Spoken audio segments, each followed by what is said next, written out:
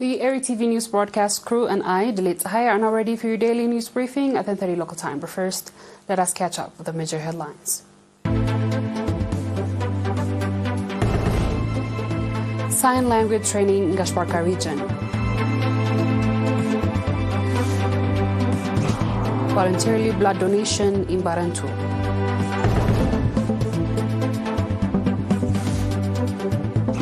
China slums Canada for illegal intrusion.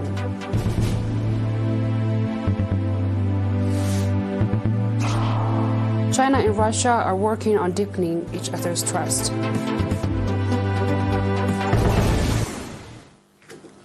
Now, local news. The National Association of the Eritrean Hearing Impaired Branch in Gashbarka region organized 3-month language training for 50 students from various schools in Barantu subzone, indicating that the objective of the training was to expand the sign language usage with a view to ease the challenge the hearing impaired citizens could face in their daily lives. Mr. Sumwan Abraha, chairman of the association branch in the subzone, called on the public and the concerned institutions to strengthen participation in the effort. Mr. Sumwan indicated that according to the research conducted in the 16 subzones of the Gashbarka region, there are 1,663 citizens with hearing impairment, including 736 females, out of which only 96 are members of the association.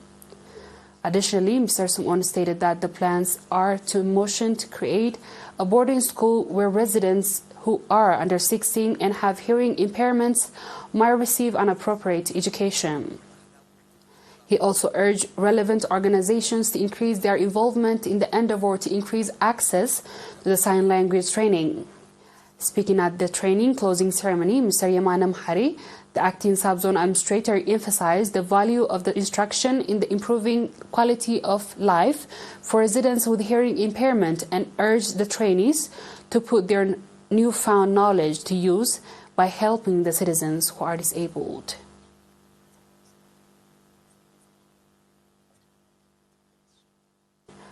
In an effort to improve the blood supply to medical facilities, 140 units of blood were voluntarily donated by staff members in various administrative capacities with the Western Command of the Eritrean Defense Forces. In order to improve the blood supply to medical facilities in the area, special attention is being given to Warsai Kaalo secondary students in Sawa, government employees and members of the Defense Forces, according to Mr. Gabramascal Mbaye, chairman of the Voluntary Blood Donors Association in Gashbarka region. Mr. Gabramascal applauded the initiative done by members of the Defense Forces, noting that number of volunteer blood donors is occasionally rising as a result of the ongoing awareness-raising operation.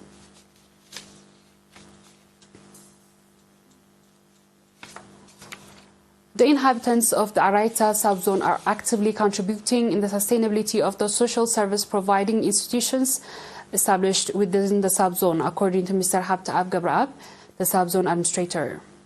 According to Mr. Habtaab, the establishment of the health and educational facilities in the subzone administrative regions has helped to sustainable the daily lives of the residents. In order to monitor the circumstances of the institutions, committees have been established in every administrative district, according to Mr. Habtaab. Mr. Habtaab said that the work is being done to repair the potable water project in the same areas of the subzone and commended the involvement of the people of Ferrer and Hamreti in the construction of the health units, additional classrooms and teaching housing of the Igroli. In order to maintain viability of transportation service, Mr. Habtaab also urged the locals to contribute fairly to the road renovation.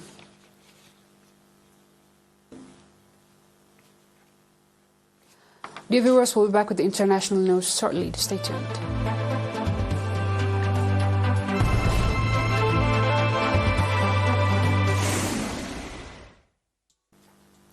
Welcome back. China has accused Canada for breaching its airspace following a close encounter between Canadian surveillance aircraft and People's Liberation Army fighter jets earlier this week. Beijing called on the incident an illegal intrusion. Canadian media outlets were the first to report the run-in on Monday, with Global News stating that the Chinese fighter jets had intercepted the CP-140 overseas lanes in the East China Sea during the sanctions enforcement mission against North Korea.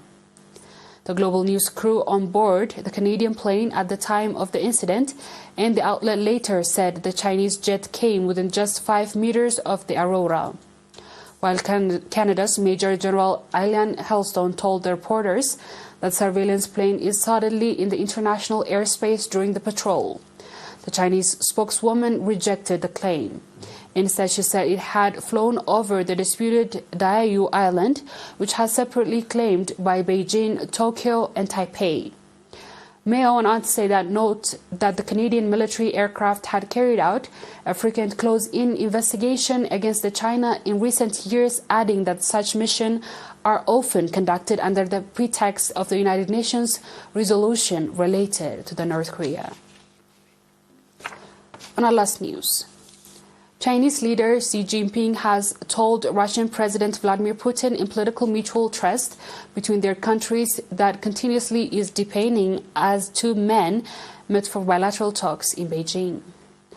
The state news agency Xinhua reported on Wednesday that Xi also called for joint efforts by China and Russia to safeguard international fairness and justice as they held close and effective strategic coordination between their two countries.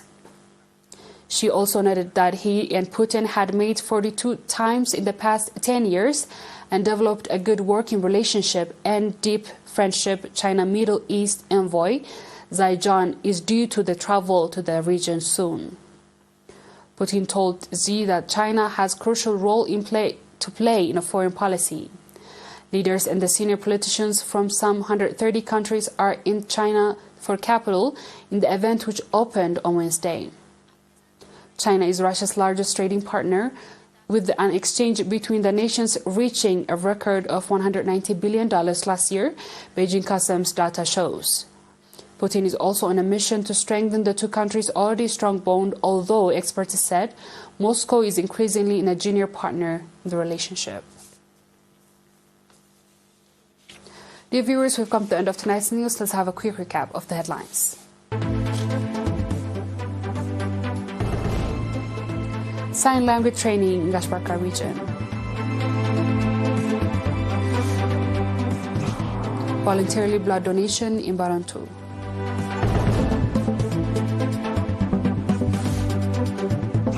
China slams Canada for illegal intrusion.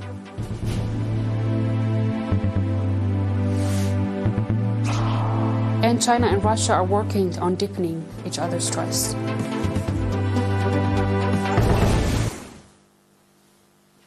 That is all our local and international news, dear viewers. Thanks for watching and have a good night.